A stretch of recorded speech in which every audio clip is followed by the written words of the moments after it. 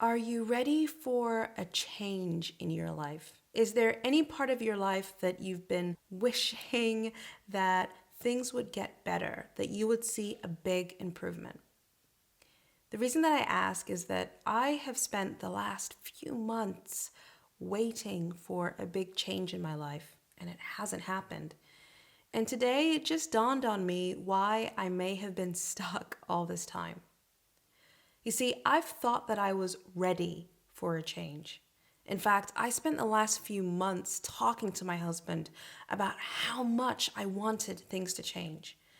I thought wanting change and being ready for change were the same thing. It wasn't until today that I realized that actually I wasn't ready at all. And maybe that could be the reason that it hasn't happened. I'll give you an example.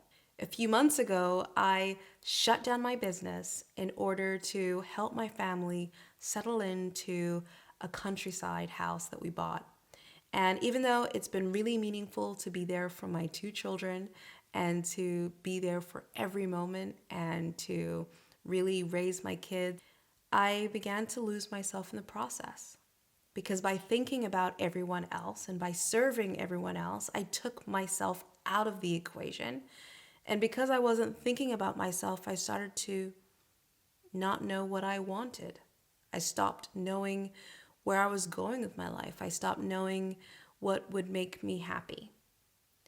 And so I've been saying to my husband night after night, I want things to change. I want things to change. And he's like, well, what do you want to change? And I haven't really known.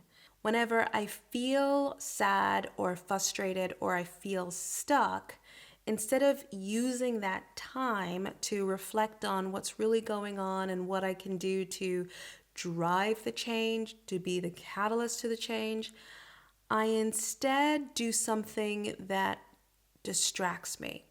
I instead lean into something that makes me think about something else. For example, food. I love to go into my cupboard. I have a snack cupboard, and there I stock my naughtiest sweets that I love to eat. And I keep filling up that cupboard every week with so many snacks because it's actually become a routine for me to, at the end of the stressful day, grab my sweets, grab my chocolates, and just eat them. Now, consciously, I don't think I'm eating my problems away, but consciously, I'm aware that when I eat them, I feel like a relief. And this distraction feels good in the moment. However, what ends up happening is that day after day turns into week after week, turns into month after month.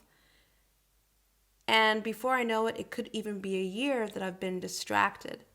And instead of actually thinking about what I can do to drive the change or be the catalyst to the change, I've actually been distracted from the change. Now, this realization made me see that maybe I wasn't ready for change. Because if you're ready, like when I think about being ready, it's like my daughter, I've got a 3-year-old.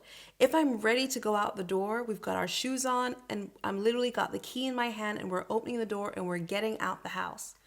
Now, if my daughter feels distracted, if I say, let's go, she's like, no, I want to play with this. No, I want to eat one more thing. No, I want to do something else. And it's evident that she's not ready to get out the house. And I have to say, come on, we have to go. We have to go. And eventually she'll put her shoes on and she'll get ready and we'll eventually get out the door. But the point is that clearly she wasn't ready. Now, in this example, it's obvious who is ready to get out the door and who isn't. But in the moment, as I'm going on about how much I want my life to change, it's not clear to me whether I've reflected on whether I am actually ready for the change or whether I'm waiting for a change. And what I've realized is that if I want things to change, I ought to be ready instead of waiting for the change. The question I have for you today is, what have you been distracting yourself with? What is your coping mechanism? Because in my case, it was food. When I think about emotional eating is using food to help you cope with your emotions. And the reason why I need help coping with my emotions is because they felt so big and they felt so overwhelming that I didn't feel ready to deal with it. And so it's much easier to just eat food that makes me feel better, and focus on something else. The problem is, what happens if I do that day after day, week after week, month after month? And so it was actually today that I realized if I'm going to get this change, I ought to be the catalyst. I ought to get the match, light up a spark, and get the change going. And the only way for me to do that is to notice when I am tempted to eat or do what helps me cope with my emotions, and instead find other ways to cope with my emotions that allow me to process the feelings that are really coming up and that allow me to start taking the actions that I need to take. And so an example of this is I want to keep creating content on YouTube. I want to keep sharing things that inspire me. And I've been waiting for the right things to say. And I thought, you know what? Why not just be vulnerable and share what's going on for me right now? And so even though it's late and I need to go and put my daughter to bed, even though I don't have a script, even though my hair and makeup isn't perfect, even though I just finished a day of doing consultations, even though I'm exhausted, I actually feel more energized now after doing this video, after showing up, after reflecting on emotional eating than I have done after any night where I ate Haribos or chocolates.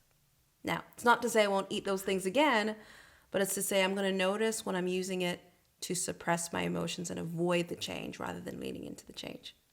Anyways, my question for you today is, how do you avoid the emotions that you need to deal with?